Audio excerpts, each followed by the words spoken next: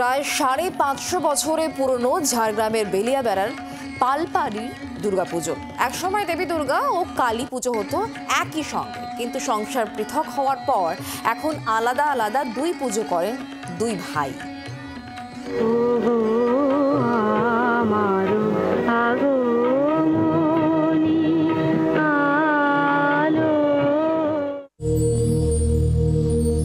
বহুকাল ধরে নিয়ম নিষ্ঠার সঙ্গে চলে আসছে ঝাড়গ্রামের হারদার বেলিয়াবেড়ার পালবাড়ির পুজো। কথিত আছে ৮৮০ সালে হারদা গ্রামে রাম ও লক্ষণ নামে দুই ভাই বাস করতেন। দুই ভাই জঙ্গলে কাঠ কুড়োতে গিয়ে দুই কন্যার দেখা পান। কন্যা যুগল দুই ভাইয়ের সঙ্গে তাঁদের বাড়িতে আসার ইচ্ছা প্রকাশ করেন, কিন্তু দুই ভাই সেই প্রস্তাব অস্বীকার করেন।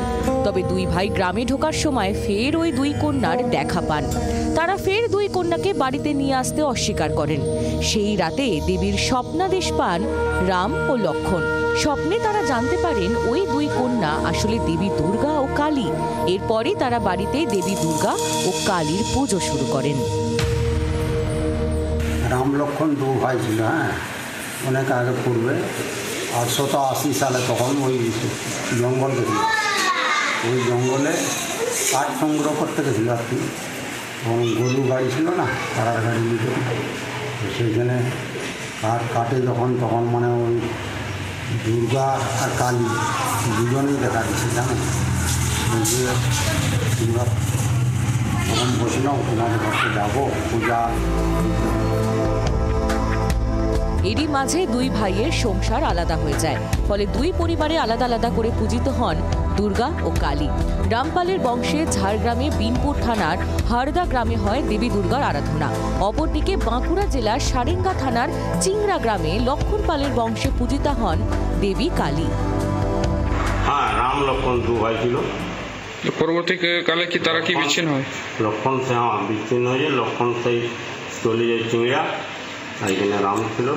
রামেরই পরের পর বংশধর ইয়া হয়ে আমাদের পূজাটা আজ 11 পুরুষ পড়ছে আর কি।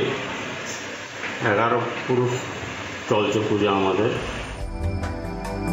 প্রতি বছর আচার ও নিয়ম মেনে আজও হারদার পাল বাড়িতে পূজিতা হন দেবী দুর্গা।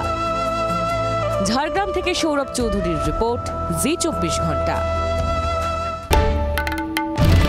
বাংলার আওয়াজ, বাঙালির আবেগ, জি ২৪ ঘন্টা।